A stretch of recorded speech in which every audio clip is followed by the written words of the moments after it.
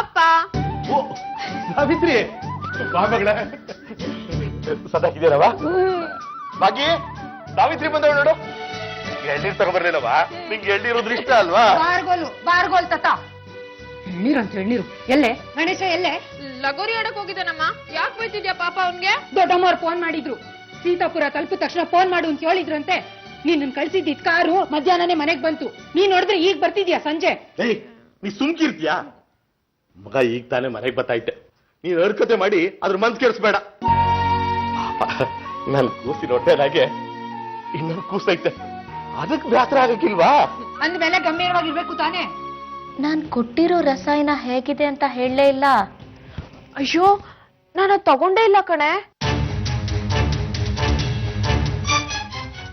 ಬಿಡು, ನಿನಗ್ ನಾನಂದ್ರೆ ಅಷ್ಟಕ್ಕಷ್ಟೇ. ಅಯ್ಯೋ ಹಾಗೆಲ್ಲ ಏನೂ ಇಲ್ಲ ಕಣೆ, ಈಗ್ಲೇ ತಗೋತೀನಿರೋ. ಅಮ್ಮ ನಾನು ಊರಿಂದ ಒಂದು ಡಬ್ಬಿ ತಗೊಂಡ್ ಬಂದಿದ್ದಲ್ಲ, ತಗೊಂಡ್ ಬಾ. ಈಗ ತಗೋತಾ ಇದ್ದಾಳೆ. ಜೊತೆಗೆ ಚಮಚನೂ ತಗೊಂಡ್ ಬಾ ಅಮ್ಮ. ಈಗ್ಲೇ ತಗೋತೀನಿ ಆಯ್ತಾ? Thank you. Good night. Good night. ತಗೊಳ್ಳಿ. ನಾಳೆ ಬೆಳಗ್ಗೆ ಅಷ್ಟರಲ್ಲಿ ಇವಳು ಹೊಟ್ಟೆಲಿರೋ ಮಗು 20%.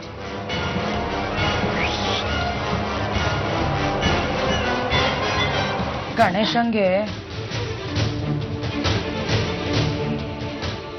2 ಏಟ್ ಕೊಟ್ಟು ಚೆನ್ನಾಗಿ ಬೋದ್ಬಿಟ್ಟೆ. ಊಟನೂ ಮಾಡ್ದೆ, ಹಂಗೆ ಮನಗ್ಬಿಟ್ಟವನೆ. ಯಾಕಮ್ಮ ಬೈದೆ ನೀನು ಅವನ್ಗೆ? ಮೊದ್ಲೇ ಹೇಳಿದಿದ್ರೆ ನಾನು ಊಟ ಮಾಡ್ತಿರ್ಲಿಲ್ಲ. ಈಗ ಹೋಗಿ ನೀನೇ ಅವ್ನ ಎಪ್ಸಿ ಕರ್ಕೊಂಡ್ ಬಾ. ಹೋಗ್, ನಾನು ಊಟ ಮಾಡಿಸ್ತೀನಿ ಅವನ್ಗೆ. ಹೋಗಮ್ಮ.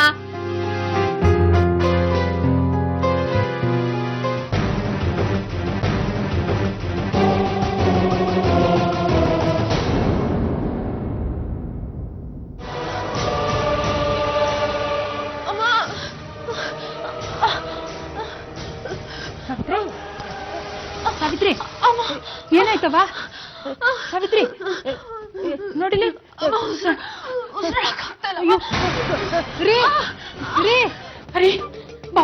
ಬೇಗ ಸೀತಾಪುರಕ್ಕೆ ಹೋಗೋಣ. ಯಾಕತೆ ಗಾಬರಿ ಆಗಿದ್ಯಾ? ಸಾವಿತ್ರಿನ ಆಸ್ಪತ್ರೆಗೆ ಅಡ್ಮಿಟ್ ಮಾಡಿದಾರಂತೆ. ಭಾಗೀರಥಿ ಫೋನ್ ಮಾಡಿ ತಿಳಿಸಿದ್ರು ಕಣ.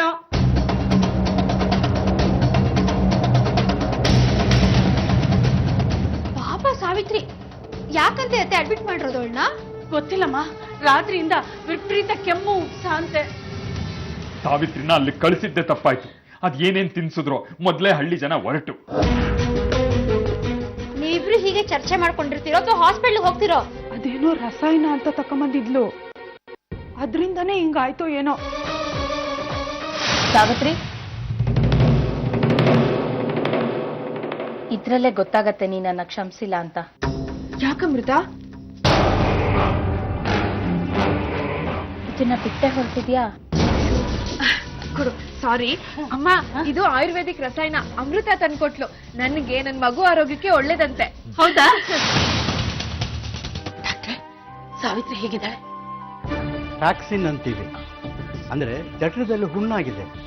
ದೇಹದ ಹೊರಭಾಗದಲ್ಲಿ ಹುಣ್ಣಾದ್ರೆ ಜಲ್ದಿ ವಾಸಿ ಆಗುತ್ತೆ. ಯಾಕಂದ್ರೆ ದೇಹದ ಹೊರಭಾಗದಲ್ಲಿ ತೇವಾಂಶ ಕಡಿಮೆ ಇರುತ್ತೆ. ಆದರೆ ಒಳಭಾಗದಲ್ಲಿ ಹುಣ್ಣಾದ್ರೆ ತೇವಾಂಶ ಯಾವಾಗಲೂ ಇರೋದ್ರಿಂದ ವಾಸಿ ಆಗೋದು ಕಷ್ಟ. It is very dangerous.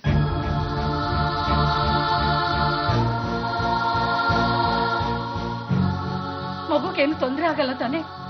ಈ ಟಾಕ್ಸಿನ್ ವಾಸಿ ಆಗಲ್ವಾ? ಅವರು ಎರೆ ನೀರು ಕುಡಿದಿದ್ದಾರೆ ಅಂತ ಕಾಣುತ್ತೆ. ಕೇಳಿಸ್ಕೊಡಿಯ ಭಾಗೀರಥಿ, ನಿಮ್ಗೊಂಚೂರು ಗೊತ್ತಾಗೋದೇ ಇಲ್ಲ.